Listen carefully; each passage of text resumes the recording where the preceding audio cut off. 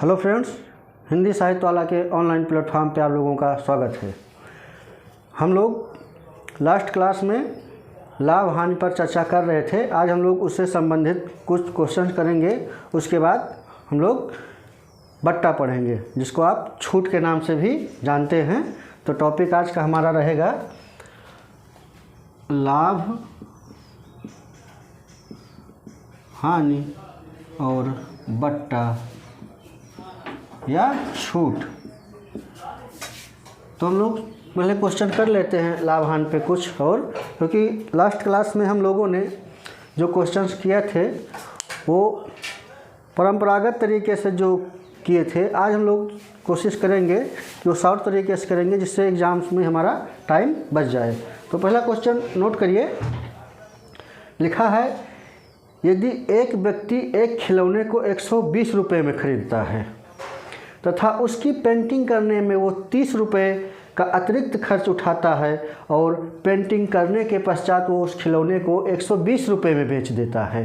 अब कह रहा है, बताइए उस खिलौने पर उसको कितने % का लाभ या हानि हुई। एक खिलौना है, वो 120 रुपये में खरीदता है। तो पहला क्वेश्चन हमारा हो गया। कोई व्यक्ति है 120 रुपये में खिलौना खरीद रहा है, ठीक, तो उसका ये क्रय मूल्य हो गया। और कह रहा है खरीदने के बाद 30 रुपये उसकी पेंटिंग पे खर्चा करता है। 30 रुपये पेंटिंग पर खर्चा करता उसकी, और उसके बाद वो 120 रुपये में उसको बेचता है। तो इसी में हमको लाभ और हानि ज्ञात करनी है। अब देखिए, जब 30 रुपये पेंटिंग पे खर्च कर रहा है तो ये 120 + 30 जब जोड़ेंगे तो 150 रुपये ये जो है क्रय मूल्य हमारा हो जाएगा, क्योंकि जो 30 रुपये का खर्चा उसको अतिरिक्त आ रहा है उसको भी हम क्रय मूल्य में ही शामिल करेंगे। और वो बेच कितना रहा है, उसकी सेलिंग प्राइस कितनी है? सेलिंग प्राइस है 120 रुपया, ठीक। तो अब पूछ रहा है कि उसको कितने % का लाभ या हानि हुई। अब हम लोग शॉर्ट तरीके से इसको करेंगे। कैसे हल करेंगे? लिखेंगे इसको CP अनुपाते SP। CP मतलब कॉस्ट प्राइस, जिसको हम लोग क्रय मूल्य या लागत मूल्य कहते हैं। SP मतलब सेलिंग प्राइस, विक्रय मूल्य, ठीक। तो CP कितना है हमारा? 150। इसका अनुपात निकालो। SP कितना है? 120। अब इसको हम लोग सॉल्व करके संख्या को या अंक को छोटा कर लेते हैं। देखो, 0 से 0 हटा दे रहे हैं, फिर इसको 5 है 3 चौक 12। देखो CP अनुपाते SP हमारा कितना आ गया? 5:3। अब हमने जब लाभ हानि में फार्मूले को बताए थे तो बताया था कि लाभ या हानि हमेशा CP पे होता है, मतलब कास्ट प्राइस पे, क्रय मूल्य पर लाभ हानि जो है इसी पर होता है। तो देखो ये यहाँ सॉरी यहाँ 4 हो जाएगा। देखो ये जो है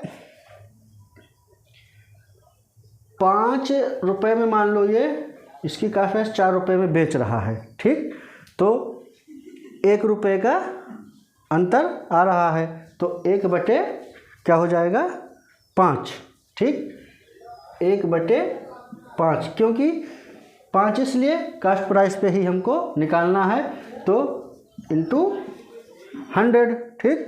अब देखिए 5 एकम 5, 5 20 पंचे 100, 20%। उसको जो है 20% की हानि हो रही है, क्योंकि वो 5 रुपये में खरीद रहा है। यहीं से आपको देख के लग गया होगा कि जब उसका क्रय मूल्य 150 है और विक्रय मूल्य 120 है तो उसको हानि होगी। तो देखिए हमने इसको इस तरीके से सॉल्व करके छोटी संख्या बना लिया, क्योंकि कैलकुलेशन करने में हमको दिक्कत ना हो।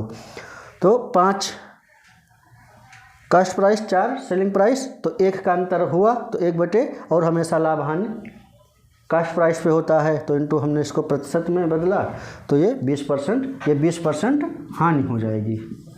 तो उसको खिलौने को जब उसने बेचा तो उसको 20% की हानि उठानी पड़ी। नेक्स्ट क्वेश्चन देखते हैं।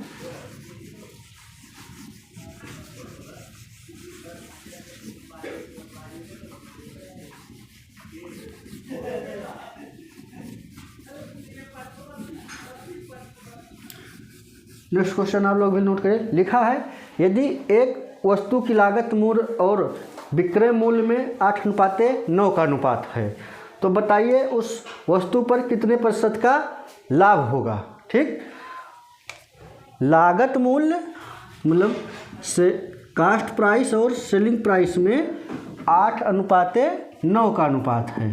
ठीक, अब इसी पे पूछ रहा है कि उसको कितने % का लाभ होगा। इसमें कुछ करने की आवश्यकता नहीं है, ये 1/8 हो जाएगा क्योंकि ये 8 या 9 है, एक का वो है डिफरेंस, तो 1/8। अब इसको हम कन्वर्ट कर लेंगे प्रतिशत में, तो ये हो जाएगा 2 चौको 8, 25 चौका 100, 25/2, तो 2 एकम 2, 2 दूनी 4 और 2 पंचे 10, तो 12.5% का लाभ उसको होगा। 12 नहीं, देखिए फिर से देख लीजिए, 12 24, इसको अगर दो तो फिर 2 2 4 1 5 2, ठीक, 12.5% का लाभ उसको हो जाएगा। ठीक, अब देखिए नेक्स्ट क्वेश्चन। इस टाइप का क्वेश्चन जो हम देखने जा रहे हैं ये एग्जाम्स में पूछे जाते हैं। लिखा है 15 सेबों की लागत मूल्य 18 सेबों के विक्रय मूल्य के बराबर है। आप लोग क्वेश्चन नोट करते चलिए। 15 सेबों की लागत मूल्य 18 सेबों के विक्रय मूल्य के बराबर है तो बताइए सेबों पर कितने % की लाभ या हानि हुई। 15 सेबों की लागत मूल्य, 15 सेबों की लागत मूल्य, ये जो लागत मूल्य कास्ट प्राइस, ये 18 सेबों के विक्रय मूल्य के जो है बराबर है। ये कंडीशंस हमने लगा दी। ठीक है, तो अब देखिए वैसे फिर लोग इस अनुपात में कर लेंगे, CP अनुपात SP करेंगे जब, तो ये हो जाएगा 18:15। ठीक, ऐसे हम इसको हल कर लेंगे। अब देखिए इसको पहले सॉल्व कर लेते हैं, छोटी की डिवाइडेशन इसका करते हैं, छोटी संख्या बना लेंगे तो कैलकुलेशन में आसानी होगी। तो देखिए ये 3 × 18 और 3 × 5 = 15। देखिए CP अनुपात SP। अब देखिए CP 6 हो गया, SP 5 हो गया। ठीक, अंतर कितने का रहा है, 1 का, तो 1/6 × 100 इसको जब हम करेंगे जो है तो कितना हो जाएगा। देखिए 3 से काटेंगे इसको, 50 से काट देंगे, ये 50 3, तो इसको सॉल्व करते हैं। 16 × 48, तो 50/, ये हो जाएगा। इतने % की इसको हानि होगी, 16 तो 50/3। ठीक, तो उसको जो व्यापारी है उसको 16 सही 2/3% की हानि होगी। ठीक, या जो है इसको ऐसे कर लीजिए, 3 एकम 3, 3 × 18 16 ये अगर ऐसे सॉल्व करेंगे दशमलव लाएंगे तो इतने % की हानि हो जाएगी। ठीक, चलिए जो जून में एग्ज़ाम हुए थे उसमें एक क्वेश्चन इसी तरीके का आया हुआ है, हम लोग उसको हल करके देख लेते हैं कि क्या वो कह रहा है। कह रहा है, क्वेश्चन नोट करिए, 30 वस्तुओं का विक्रय मूल्य 25 वस्तुओं के क्रय मूल्य के बराबर है तो उसमें हमको लाभ और हानि प्रतिशत ज्ञात करना है। 30 वस्तुओं का विक्रय मूल्य, 30 वस्तुओं का विक्रय मूल्य 25 वस्तुओं के क्रय मूल्य के बराबर है। तो देखो 30 सेलिंग प्राइस कास्ट प्राइस, इसको हम ऐसे भी लिख सकते हैं 25 CP = 30 SP। अब इसको जब हम CP अनुपात SP करेंगे तो 30:25 हो जाएगा। अब देखिए इसको देखिए 5 × 30 और 5×25, तो CP अनुपात SP हमारा आ गया 6:5, जहाँ CP 6 है और SP 5 है। ठीक, अब इसको हम लोग हल कर लेते हैं, तो ये 6 रुपये में खरीद रहा, 1 रुपये उसको हानि हो रही है, तो हम लोग इसका निकाल लेते हैं कास्ट प्राइस पे इसको 6। ठीक, अब देखिए ये वही कंडीशन फिर उतने उत्तर आ जाएगा। ठीक, ये काटेंगे तो 3 से काट दो इसको, 50 से 50/3, 16 सही 2/3% की हानि इसको यहाँ हो रही है। ठीक, अब नेक्स्ट क्वेश्चन देखिए,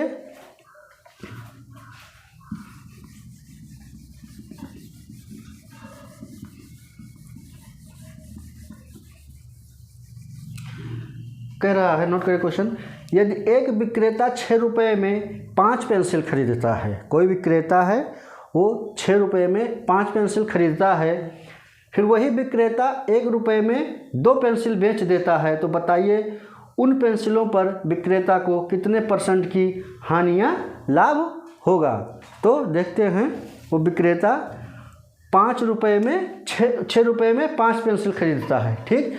तो 5 हल करते हैं, 5 पेंसिल का मूल्य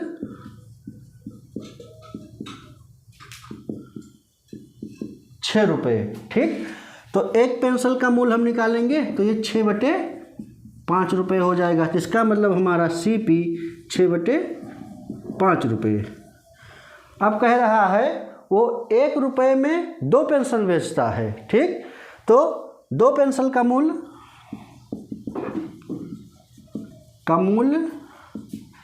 1 रुपये, तो एक पेंसिल का मूल्य कितना हो जाएगा, 1/2 रुपये। तो इसका मतलब हमारा सेलिंग प्राइस या SP 1/2 रुपये। अब हम लोग वही मेथड लगाएंगे, CP अनुपात SP = 6/5 अनुपात 1/2। इसको हल करेंगे तो 5 दूनी 10, 6 दूनी 12, 12/5।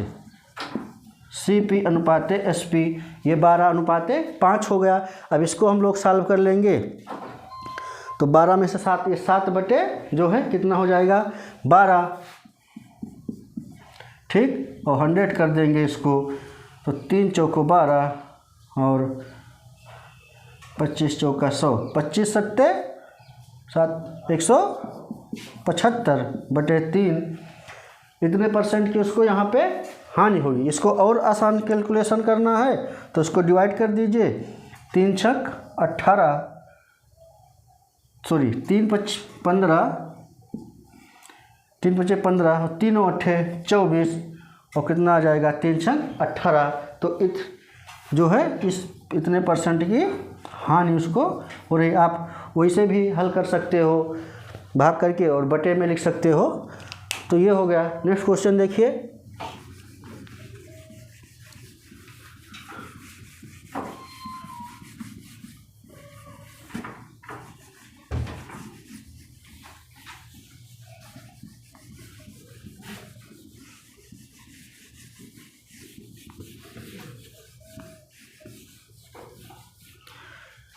नेक्स्ट क्वेश्चन कह रहा है, नोट करते चलिए, एक व्यक्ति ने एक पुरानी मोटरसाइकिल को 13,500 रुपये में खरीदा।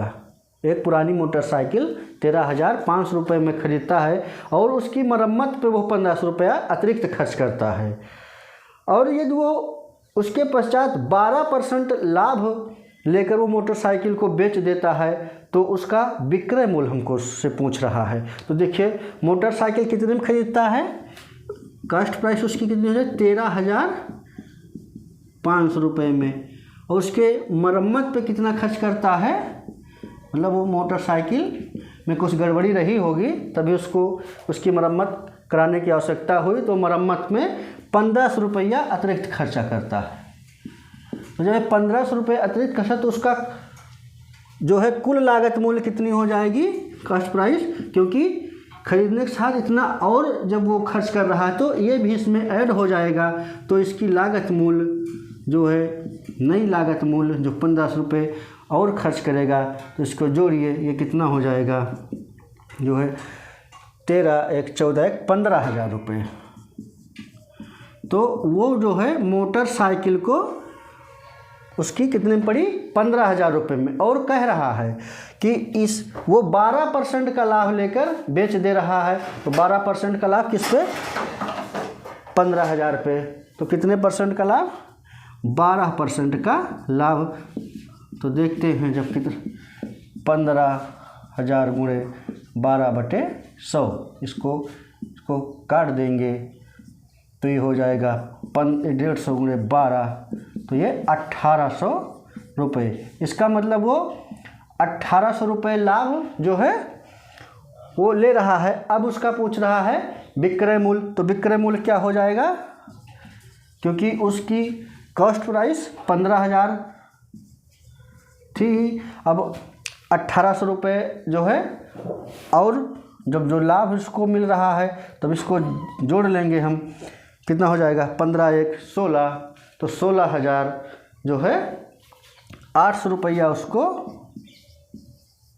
उसकी क्या हो जाएगी ये विक्रय मूल्य, उसने 16,800 रुपये में बेचा। अगर यही पूछ ले कि उस मोटरसाइकिल को 12% की हानि पर बेच दे रहा है, तब उसका विक्रय मूल्य बताओ, तो जो हानि होगा तो यही हानि निकाल लेंगे, तो 1,800 रुपये उसमें से माइनस कर देंगे, तो उसकी हानि हो, वो विक्रय मूल्य फिर हमको निकल आएगा, तो जब हानि पर बेचेगा। ठीक, नेक्स्ट क्वेश्चन देखते हैं क्या कह रहा है। नेक्स्ट टाइप का क्वेश्चन कह रहा है कि इस टाइप का क्वेश्चन जो भी हम लोग अब हल करने जा रहे हैं, इस टाइप का क्वेश्चन भी आने की संभावना काफ़ी रहती है, तो इसको भी देख लेते हैं।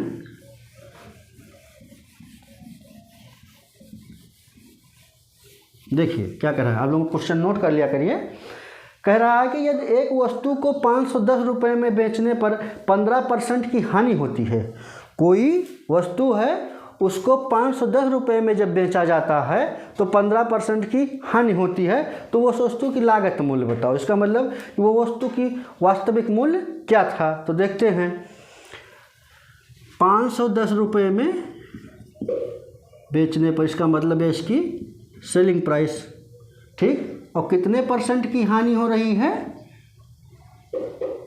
15% की हानि। ठीक, अब पूछ रहा है उसकी लागत मूल्य, लागत मूल्य बताओ। अब हमको यहाँ लागत मूल्य नहीं दी हुई है, लागत मूल्य ज्ञात करनी है। तो देखते हैं, हम लोग मान लेते हैं ये लागत मूल्य है, इसको 100 मान लेते हैं। ठीक, लागत मूल्य को 100 मान लेते हैं, और कह रहा है 15% की हानि पर बेचा जाता है। वो 510 रुपया है, तो 15% की हानि पर बेचा जाता है, तो वही हमको पूछ रहा है। तो जब 15% की हानि, तो यहाँ 85 हो जाएगा। अब इसको हम लोग हल करते हैं। एज्यूम कर लिए हम कि यहाँ 100 रुपये उसकी जो है लागत मूल्य, सॉरी कॉस्ट प्राइस उसकी यहाँ लागत मूल्य है, और ये SP इसका सेलिंग प्राइस, क्योंकि ये क्वेश्चन में दिया ही हुआ है कि 510 रुपये बेचने पर 15% की हानि। तो हमने इसको एज्यूम किया जो है इसकी कॉस्ट प्राइस 100 रुपये है माना, तो यहाँ 85 हो जाएगा। तब हम इसको तुलना करते हैं, 85 बराबर 510। अब इसको काटते हैं, कितने हल करेंगे तो कितना हो जाएगा,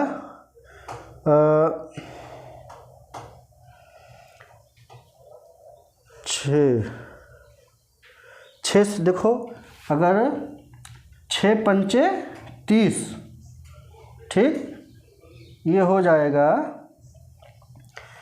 शायद यहाँ पे आ जाएगा हमारा 50। एक बराबर, अगर हम उसको तुलना करेंगे या हल करेंगे तो एक बराबर जो है 6, सॉरी हाँ 6 हो जाएगा, क्योंकि 6 पंचे 30 और हाथ है 3, ये 0 हो गया, और 6 6 3 51, तो एक बराबर 6 हो गया। तो 100 बराबर कितना हो जाएगा, 600। ठीक, तो ये हमने 100 किसको माना था कास्ट प्राइस को, तो हमारी कास्ट प्राइस 600 रुपये। ठीक, और यही पूछ रहा है कि कास्ट प्राइस उसकी बताओ। ठीक, अब चलिए, हम लोगों ने लास्ट क्लास में पढ़ा था लाभ हानि के अंतर्गत ही कि यदि दो वस्तुओं का विक्रय मूल्य समान है और एक को मान लो P% लाभ पे बेचा जाता है और दूसरी को P% हानि पर बेचा जाता है, तो इस कंडीशन में हम लोगों ने पढ़ा था कि विक्रेता को उस व्यापार के दौरान सदैव हानि ही होगी, और हानि कितनी होगी, 1% की हानि होगी। आज हम लोग चर्चा करेंगे कि यदि दो वस्तुओं का लागत मूल्य समान है, उस दिन विक्रय मूल्य, आज लागत मूल्य या क्रय मूल्य, तो यदि दो वस्तुओं का लागत मूल्य या क्रय मूल्य समान है, एक को P% लाभ पर बेचा जाता है और दूसरी को P% हानि पर बेचा जाता है, तो व्यापारी को पूरे व्यापार के दौरान सदैव क्या होगा, यहाँ पे ना तो लाभ होगा और ना ही हानि होगी, यहाँ मामला 0 पे ही रहेगा। ठीक, तो ये दोनों कंडीशंस आपको याद रखनी है, क्योंकि इस टाइप के भी क्वेश्चन लगभग पूछे जाते हैं। तो विक्रय मूल्य में 1% की हानि होगी, और अगर क्रय मूल्य में दो वस्तुओं का क्रय मूल्य समान होगा और समान, एक को मान लो P% लाभ पे, एक को -P% हानि पर बेचा जाएगा, तो यहाँ पे ना हानि होगी ना लाभ होगा। ठीक, अब हम लोग आते हैं बट्टे पे, बात करते हैं छूट, क्योंकि बट्टा भी इसी से संबंधित है। तो यहाँ हम लोग बट्टे को भी हल कर लेते हैं। चलिए, अब हमारा टॉपिक क्या हो जाएगा, बट्टा या छूट। चलिए देखते हैं, हम लोग क्वेश्चन हल करके समझने का प्रयास करेंगे। क्वेश्चन लिखिए, यदि एक वस्तु का अंकित मूल्य 2240 रुपये है, यदि उस वस्तु पर 15% का बट्टा प्रदान किया जाता है, तो बताइए उस वस्तु का विक्रय मूल्य क्या होगा। एक वस्तु का अंकित मूल्य जो है 2240 रुपये है, और इस वस्तु पे कितने % का बट्टा प्रदान किया जा रहा है, 15% का बट्टा प्रदान किया जा रहा है। अब पूछ रहा है उसका, उस वस्तु का विक्रय मूल्य जो है बताओ। ठीक, अब देखते हैं, बट्टा इसी पे प्रदान किया जा रहा है। ठीक, तो 2240 गुणे 15/100 हम लोग इसको हल कर लेते हैं। ठीक, अभी कितना हो जाएगा, 224 गुणे 15/10, 2 पंचे 10, 3 पचे 15, 2 एकम 2, 2 एकम 2, 2 दूना 4, 3 दूना 6, 336 रुपये। अब जो है ये तो आ गया 336 रुपये, जब कितने की छूट उस पर दी जा रही है। ये परसेंटेज में दिया था, जब हमने इसको सॉल्व किया तो जो है ये आ गया 336 रुपये। अब कह रहा है कि उस वस्तु का विक्रय मूल्य, तो उस वस्तु का विक्रय मूल्य कितना हो जाएगा, इस 2240 - 336। अब हम इसको माइनस कर दे रहे हैं, 10 में से 6 गई 4, और यहाँ 11 से 3 गया 8, और फिर यहाँ 11 से 3 गया 8, 818 कितना हो गया जाएगा। इसको हल करिए, 2240 में से 336 हम लोग माइनस कर देंगे, तो 10 में से 4 गए 6, 3 में, और 11 में से, और यहाँ बचा 12 में से 3 गए 9, 1904 रुपये। ठीक, उस वस्तु का विक्रय मूल्य 1904 रुपये। नेक्स्ट क्वेश्चन हम लोग देखते हैं,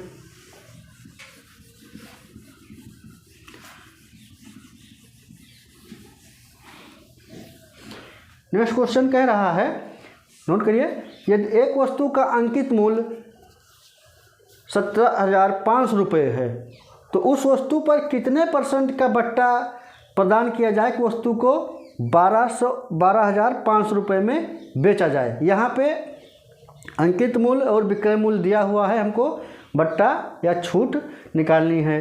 तो वस्तु अंकित मूल्य कितना है, जो है 17,500, और विक्रय मूल्य कितना है, जो है 12,500।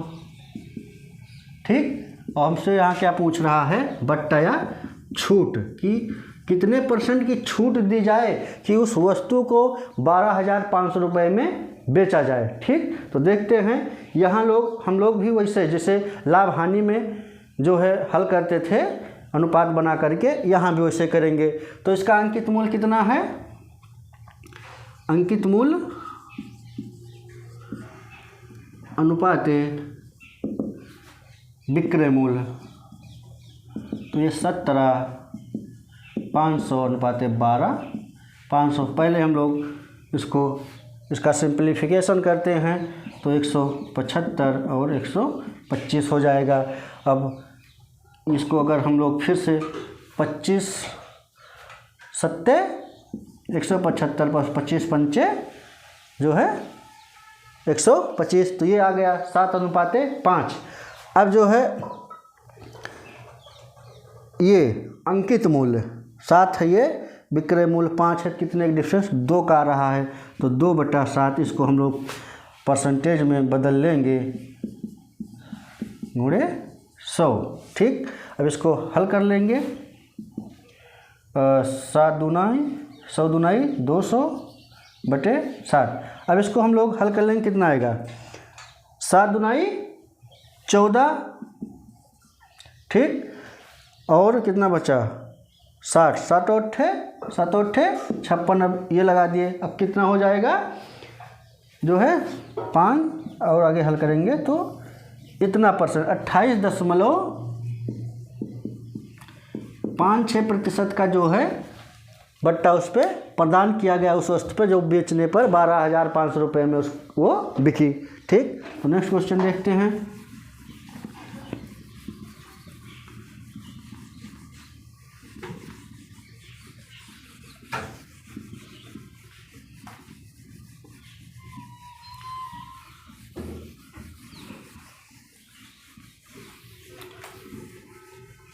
चलिए नेक्स्ट क्वेश्चन नोट करिए। नेक्स्ट क्वेश्चन कह रहा है जो है उस वस्तु का अंकित मूल्य क्या होगा यदि वस्तु पर 15% बट्टा देने के पश्चात वस्तु को 4,250 रुपये में बेचा जाता है। यहाँ पे हम लोगों से अंकित मूल्य पूछ रहा है। क्वेश्चन एक बार आप लोग फिर से नोट कर लीजिए। उस वस्तु का अंकित मूल्य क्या होगा, अंकित मूल्य पूछा जा रहा है कि यदि उस पर 15% का बट्टा देने के पश्चात उस वस्तु को 4,250 रुपये में बेचा जाए। 15% का बट्टा देने के बाद उसको कितने में बेचा जाए 4,250 रुपये में। अब देखिए हमको अंकित मूल्य ज्ञात करनी है। ठीक, तो इसको हल करते हैं। तो देखिए मानते हैं हम इसका जो है अंकित मूल्य 100 रुपया मान लें। ठीक, माना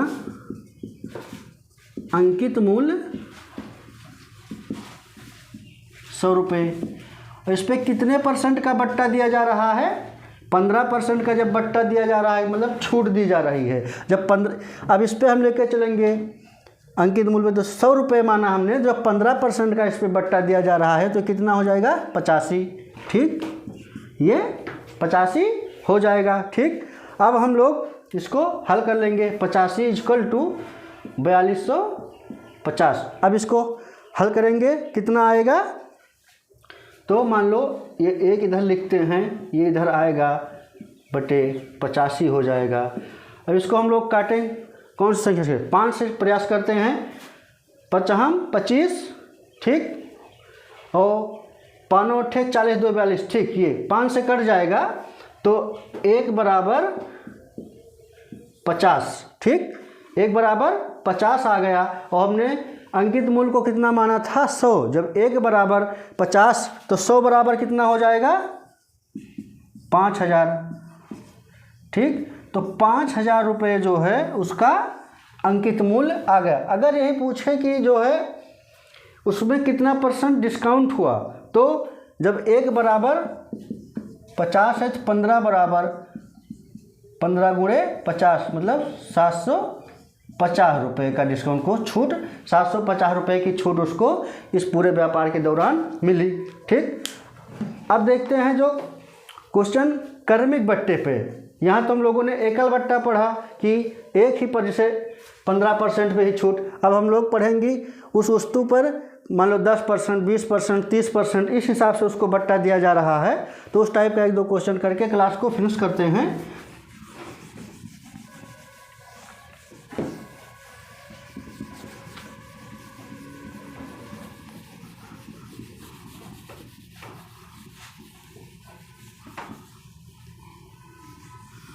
चलिए क्वेश्चन नोट करिए। कह रहा है यदि एक वस्तु को दो क्रमिक बट्टे, मतलब यहाँ बट्टा दो बार दिया जा रहा है, दो क्रमिक बट्टे 10% और 20% पर प्रदान किए जाते हैं, तो बताइए एकल बट्टा कितने % पर प्रदान किए जाते हैं। माना कोई वस्तु है, उस पर बट्टा कितना दिया जा रहा है, दो क्रमिक बट्टे, एक 10% और एक 20%। ठीक, तो कह रहा है कि बताइए वह एकल बट्टा कितने % पर प्रदान किया जाएगा। तो हम वस्तु का यहाँ मूल्य भी नहीं दिया हुआ है, वस्तु का अंकित मूल्य भी नहीं दिया हुआ है, तब हम लोग इसको मान लेंगे उस वस्तु का अंकित मूल्य 100 रुपये है। ठीक, उस वस्तु का अंकित मूल्य 100 रुपये है। ठीक, अब देखिए क्वेश्चन पे जाइए, इसी जो वस्तु का मूल्य है इसी पे दो क्रमिक बट्टे प्रदान किए जा रहे हैं, जो कि दिए गए हैं क्वेश्चन में 10% और 20%। अब देखिए इस पे 10% का बट्टा दिया जा रहा है, तो 100 का हम 10% निकालेंगे तो कितना आ जाएगा 90। छूट मतलब उस कम के 10, मान लो कोई वस्तु 100 रुपये में है, तो उसको जब छूट 10% होगी तो 10 रुपया मान लो 100 पे दे रहे हो तो 90, यहाँ 90 रुपये आ जाएगा। इसका मतलब आप 10% जब उस वस्तु को छूट देकर बेच रहे हो तो 90 रुपये में बेच रहे हो, आप 10 रुपये का घाटा सह रहे हो। अब यहाँ जो सबसे इम्पॉर्टेंट बात ध्यान देने वाली जो ये है कि जो बट्टा, जो क्रमिक बट्टा होता है वो इसी पे जो शुरुआती अंकित मूल्य है, ये दोनों इसी पे नहीं दिए गए हैं जो क्रमिक है। जब 100 रुपये पे ये 10% का दिया गया तो 90 रुपये आया, और जो दूसरा बट्टा 20% है इस पर दिया जा रहा है 90 पे, ना कि 100 पे। यही बात यहाँ पे आप लोगों को ध्यान रखने की आवश्यकता है। तो इस पे कितने % का बट्टा दिया जा रहा है, इस पे 20% का। तो अब जो है 90 का 20% निकाल लीजिए, देखिए 18, और ये 90 रुपये में 18% मतलब 18 रुपये कम करके, तो 90 में से 18 आप घटाएंगे कितना आ जाएगा 72। ठीक, इसका मतलब दूसरे बट्टा पे जो आप वस्तु बेच रहे हो 90 रुपये की वस्तु थी, आपने 72 रुपये में उसको बेचा। अब एकल बट्टा पूछ रहा है, तो एकल बट्टा क्या हो जाएगा, ये 100 और 72, देखिए 100 72 कितना डिफरेंस आ रहा है 28। तो एकल बट्टा जो हो जाएगा वो 28% का हो जाएगा। अगर वो ये दो बट्टे पे देके एक ही बट्टे पर देता, एक ही छूट देता, तो वो 28% होता। अब इस पर एक लास्ट क्वेश्चन कर लेते हैं।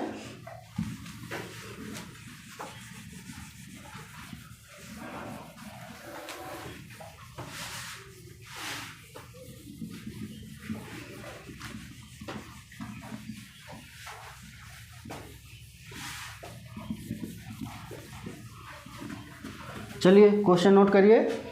कह रहा है यदि एक वस्तु पर 3 क्रमिक बट्टे, इस पे अब 3 क्रमिक रूप से 3 बट्टा दिया जा रहा है, प्रदान किए जाते हैं, तो यहाँ भी हमको एकल बट्टा पूछा जा रहा है। सेम प्रोसेस, 3 क्रमिक बट्टे कौन कौन से हैं देख लीजिए।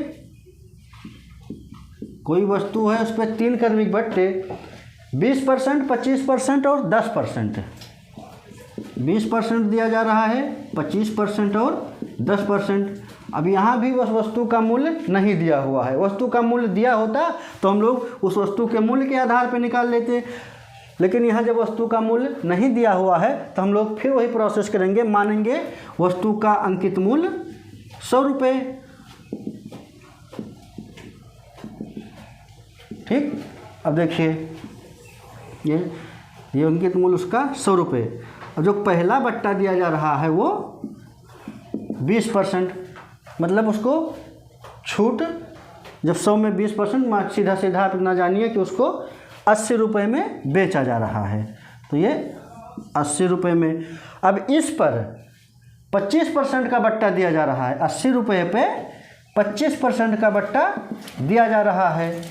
अब देखिए 80 का 25% निकाल लीजिए, देखिए 80 इंटू 25/100, 25 से कम 25, 25 चौका 100, 4 एक नम 4, 4 दूना 20, 80 में से 20 गया 60, मतलब ये जब 80 रुपये 20% बट्टा देने के बाद उस वस्तु को 80 रुपये में बेचा गया, तो 80 में फिर 25% का बट्टा दिया गया तो 60 रुपये आया, फिर इस पर 10% का बट्टा दिया जा रहा है। ठीक, 10% का 60 पे 10% का बट्टा दिया जाएगा। तो देखिए इसको भी निकाल लीजिए,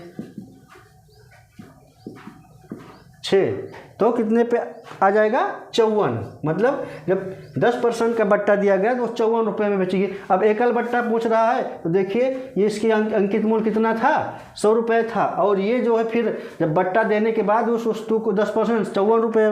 तो अब देखिए इसको डिफरेंस देखिए कितना हो जाएगा 46%। ठीक, एकल बट्टा कितना हो जाएगा 46%, मतलब 100 माइनस अब 54 करेंगे तो कितना आ जाएगा 46%। तो एकल बट्टा उस वस्तु पे 46% हुआ। तो अब क्लास यहीं पे समाप्त करते हैं। अब हम लोग नेक्स्ट क्लास में साधारण ब्याज और चक्रवृद्धि ब्याज पे चर्चा करेंगे। तो मिलते हैं नेक्स्ट क्लास में। धन्यवाद।